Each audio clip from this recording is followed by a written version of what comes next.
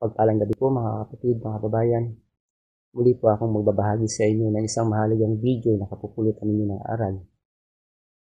Ang video po na ito ng Operian Heritage Conservatory na ang pamagat po ay The Seal of the Father. Marahil po, ngayon lamang po ito maririnig. Ngunit ito po ay may malalim na patotoo. At ang mensahe po ng video na ito ay tungkol po sa totoong pangalan ng ating dakilang malikha ng kanyang buntod na anak. Libong taon po ang nakaraan na itinago at sinadyang ibahin at palitan ang totoong pangalan ng mga nagsalin ng Biblia. Ang bawat video po na aking binabahagi sa inyo ay makabuluhan at kapupulutan po ninyo ng aral. At may tuturing po ito na kayamanan po na hindi maaagaw ng sinuman. At biyaya po ng ating dakilang malikha. Ito po ay malaking pagpapala sa bawat isa sa ating mga kapatid. Panoorin na po natin.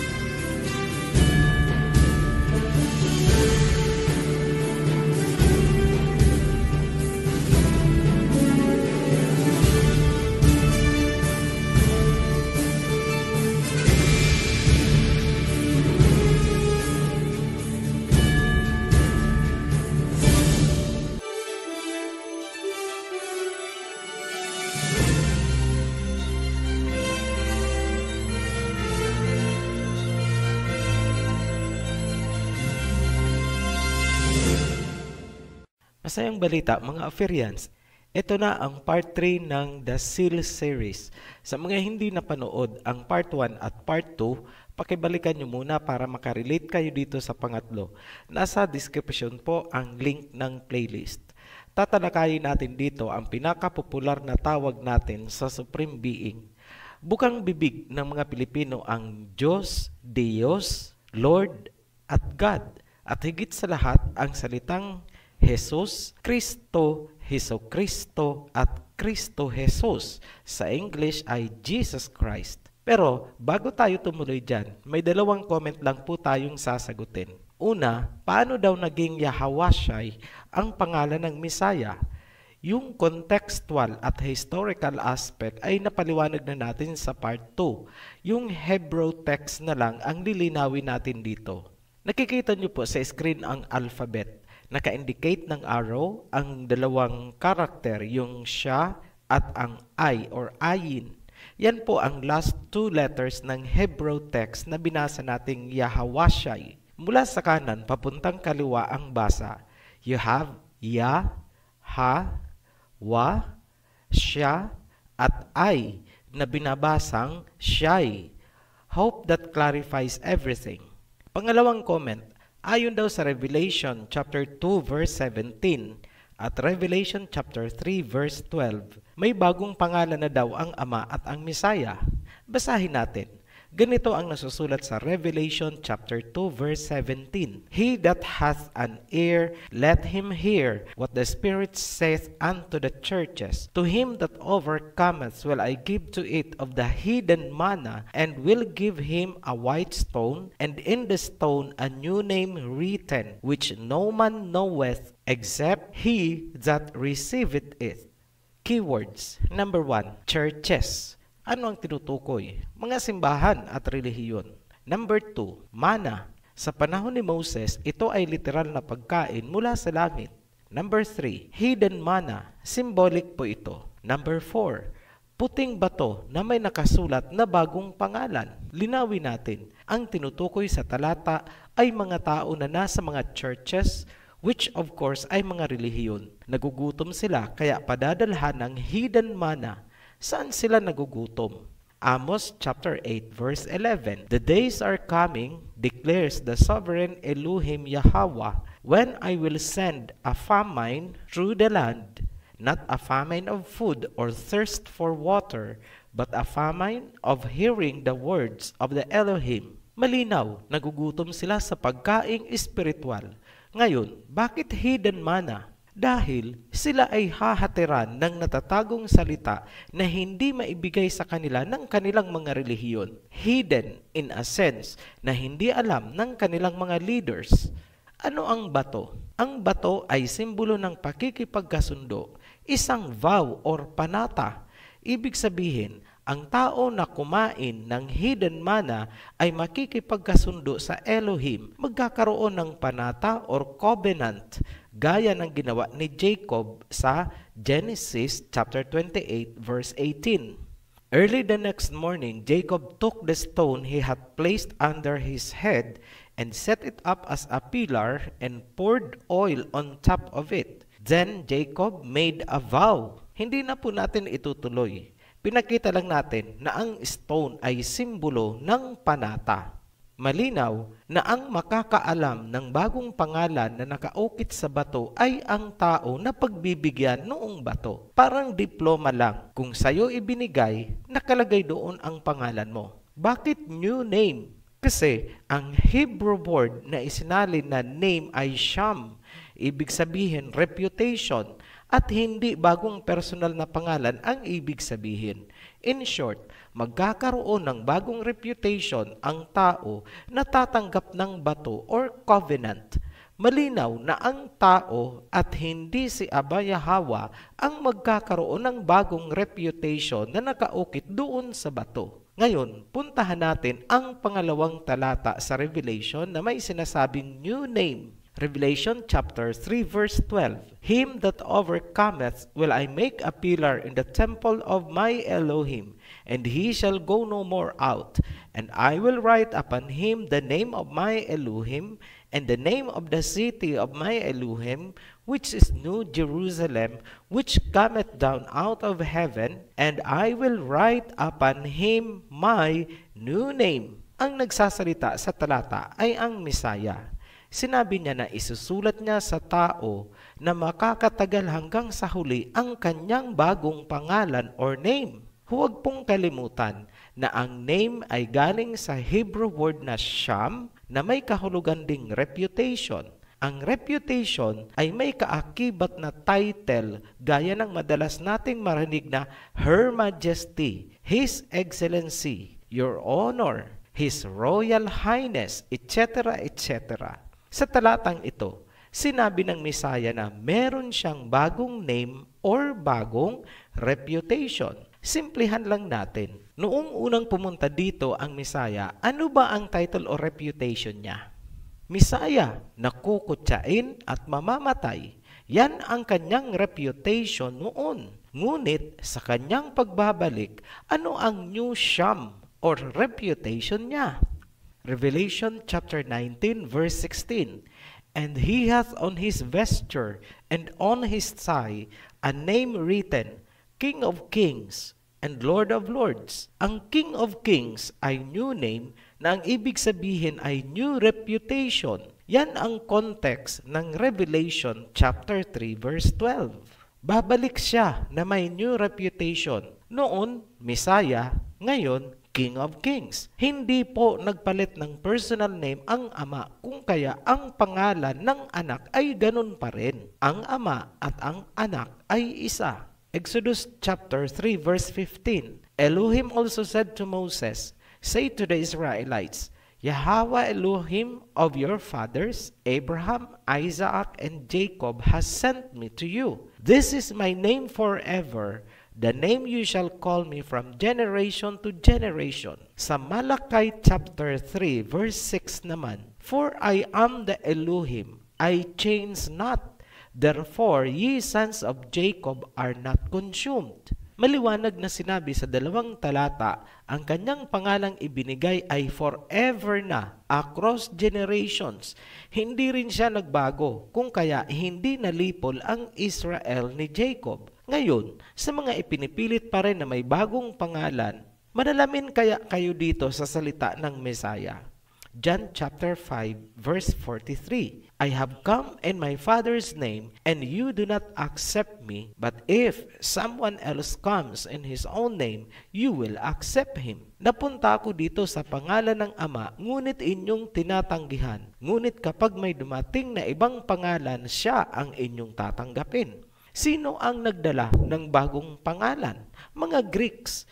Ngayon, kung ipinaglalaban mo ang ginawa ng mga Greeks at Babylonians na sumakop sa Israel ni Jacob, dito ka pala kaalyado. Matthew chapter 23 verse 31. So you testify against yourselves that you are the descendants of those who murdered the prophets. You snakes, you brood of vipers, how will you escape being condemned to hell? Kaalyado ng brood of vipers and serpents ang mga taong sumusuporta sa pangalang ipinalit ng mga Greeks. Biblia po ang nagsasabi niyan. Binabasa lang po natin. Masakit ba ang salita? Yes. Hebrews chapter 4 verse 12. For the word of Elohim is alive and active, sharper than any double-edged sword. It penetrates even to dividing your soul and spirit, joints and marrow. It judges the thoughts and attitudes of the heart. Ngayon, dumako na tayo sa pinaka-topic nitong video. Bukang bibig ng mga Pilipino ang Diyos ko kapag nasisindak o dili kaya ay nananalangin. Pero ano nga ba ang salitang Diyos or Diyos?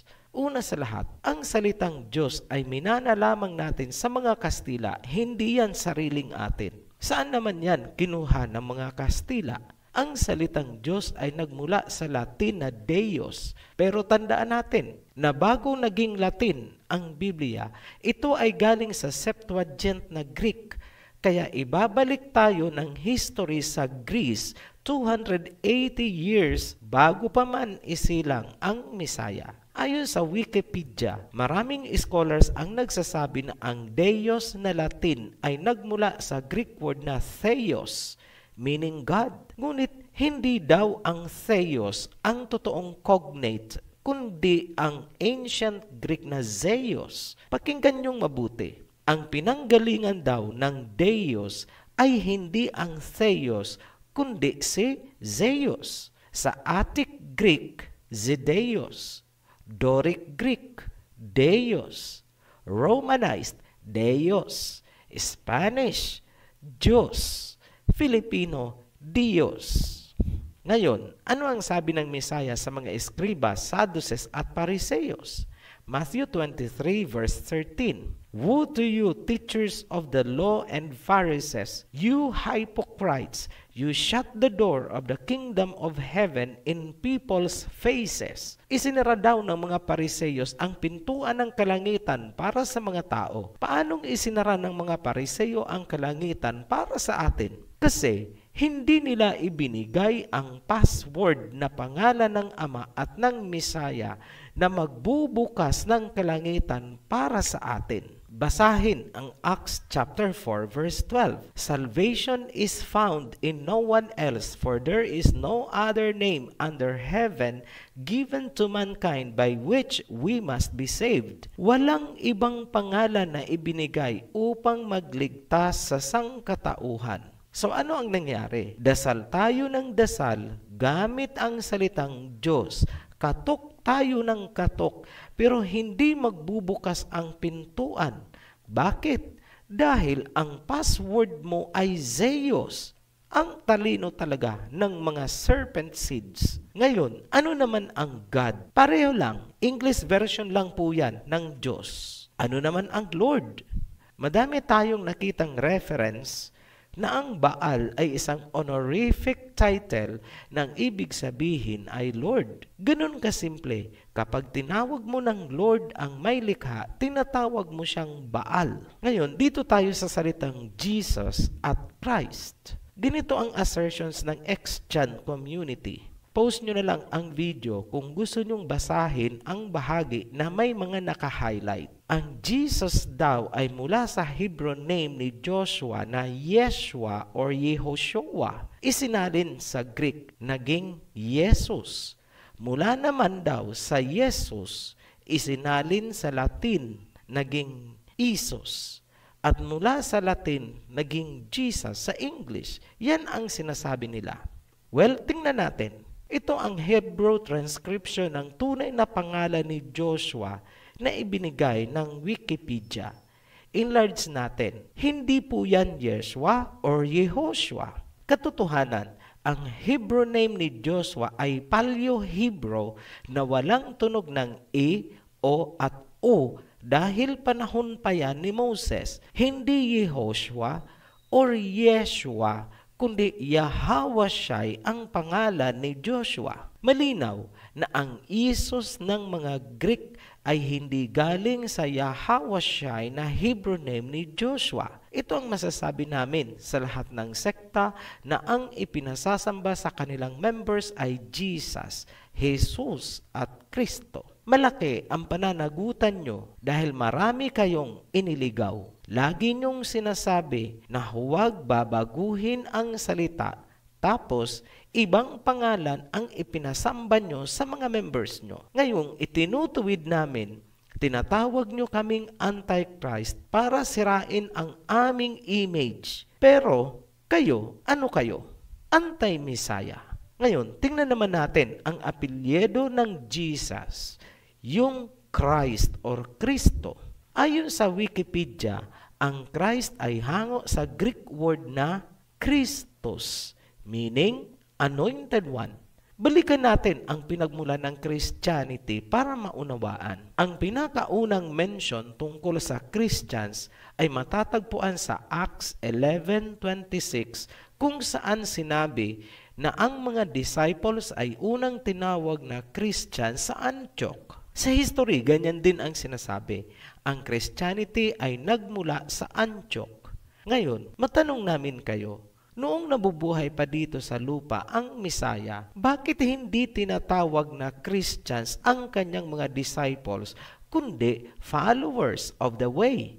Bakit hindi nagmula sa Jerusalem ang Christianity? Simple lang, kasi hindi Jesus Christ ang pangalan ng Messiah. Historically, ang Antioch ay itinayo ni Seleucus the First Nicator na isang general ni Alexander the Great.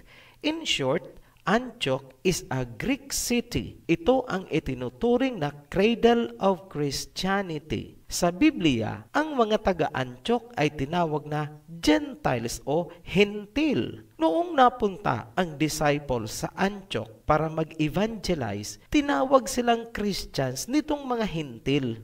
In the first place, paano naisip ng mga taga-Antioch ang salitang Christian? Paano nabuo sa kanilang utak ang concept of Christianity upang itawag sa mga disciples? Pansinin nyo ha, hindi kailanman ipinakilala ng mga disciples ang sarili nila na sila ay Christians. Ang nagsabi lang na Christians ang mga disciples ay ang mga Hentil. Kaya nga, ang tanong natin ay saan nila kinuha ang ideya about Christianity? Mag-deductive analysis tayo. Ang Antioch ay isang civilization na itinayo ng mga Greek at tanging ang mga Greek ang pinagmula ng salitang Christos. I challenge you, hanapin nyo kung saan nagsimula ang salitang Christ. Ibabalik ka sa mga Greeks, Christos. Lumalabas din na ang concept of Christianity ay founded ng mga Gentiles sa Antioch. Proof from history, basahin nyo. Christians trace their roots from a community founded in Antioch. Ang buong Christianity ay hindi konektado sa Israel ni Jacob. Ginamit at inangkin lamang ang kwento ng Messiah at ng mga disciples. Ngayon, para hindi kayo malito, yung tinatalakay natin ay isang pagpapatunay na ang Jesus Christ at Christianity ay hindi rooted sa Hebrew Israelites ni Jacob. History proves na ito ay nagsimula sa Antioch, isang city ng mga Gentile Greeks. Back to modern day tayo. Kung ang Jesus Christ na sinasamba sa extant world ay hindi naman hango sa Messiah ng Israel ni Jacob, saan pala hinugot yang Jesus. Tandaan natin ang sinabi ng tunay na Mesaya. I have come in my Father's name and you do not accept me. But if someone else comes in his own name, you will accept him. John chapter 5 verse 43.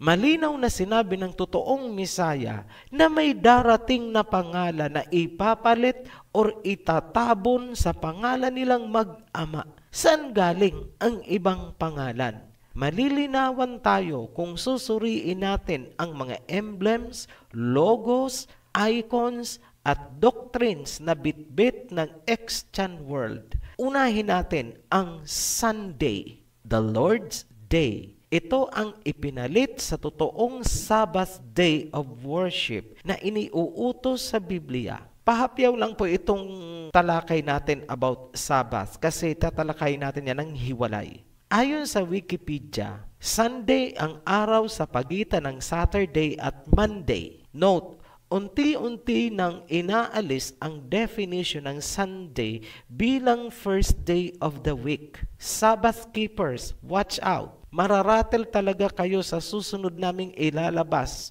tungkol dyan sa Sabbath day. More than just the Sunday law ang topic na i-cover natin dyan.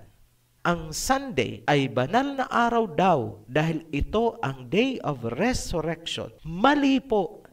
Ang sabi sa Biblia, 3 days and 3 nights nakalibing ang Mesaya tulad sa 3 days and 3 nights ni Jonah sa loob ng isda. Basahin nyo ang Matthew chapter 12 verse 40. For as Jonah was 3 days and 3 nights in the belly of a huge fish, so the Son of Man will be 3 days and 3 nights in the heart of the earth.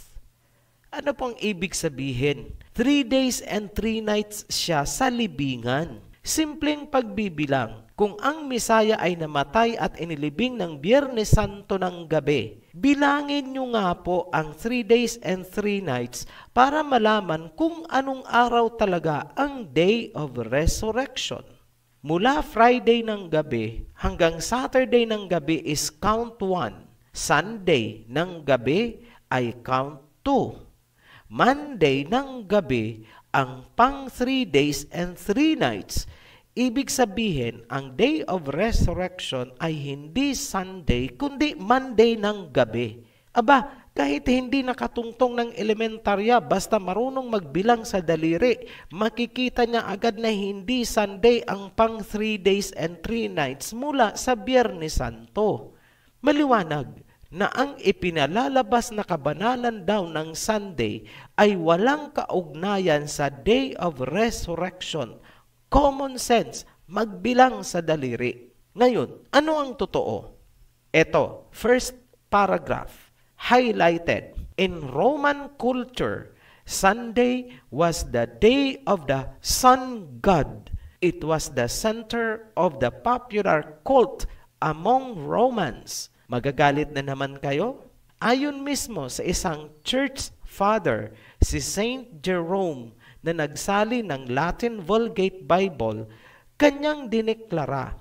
Ang sinabi niya, if pagans call the Lord's Day, Day of the Sun, we willingly agree, for today, the light of the world is raised. Today is revealed the Sun of Justice with healing rays. Maliwanag sa salita ni Saint Jerome na ang Sunday ay isang banal na araw sa mga pagano at siya ay umaayon dito dahil ang rays daw ng sun ang nagbibigay ng liwanag, justice at kagalingan. In short, ang Sunday worship ay sun worship at hindi nauugnay sa sinasabi nilang resurrection. Ang katibayan na ang Christianity ay sun worship ay makikita sa mismong pinaka-emblem ng Christendom. Yan ang Christogram, araw na may mga ray. Sa loob ng araw nakaukit ang IHS na pinaikling Latin ng pangalang Isus. Sa English, Jesus. Ang Greek Isos Christos, ang Misaya nila sa sun worship every Sunday.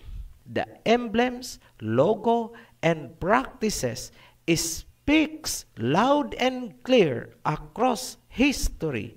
How can you deny it? Ngayon, paano ba makalaya sa paganong pagsamba na ito? Simple lang. Una, tangkilikin mo ang tunay na pangalan ng Ama at ng Misaya dahil walang ibang pangalan na ibinigay upang iligtas ang sangkatauhan.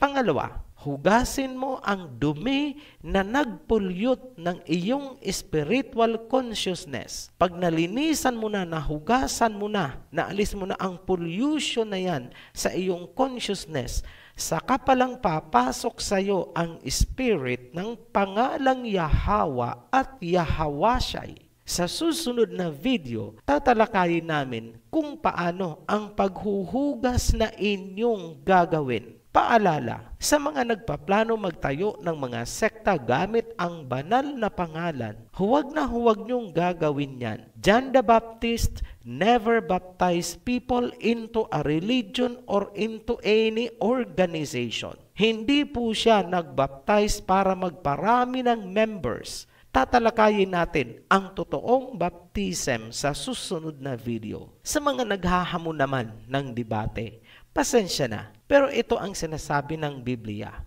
Matthew chapter 7 verse 6. Do not give to dogs what is sacred. Do not throw your pearls to pigs. If you do, they may trample them under their feet and turn and tear you to pieces. Huwag ibigay sa mga aso ang isang banal na bagay o sa mga baboy dahil aapak-apakan lang nila yan at yuyurakan.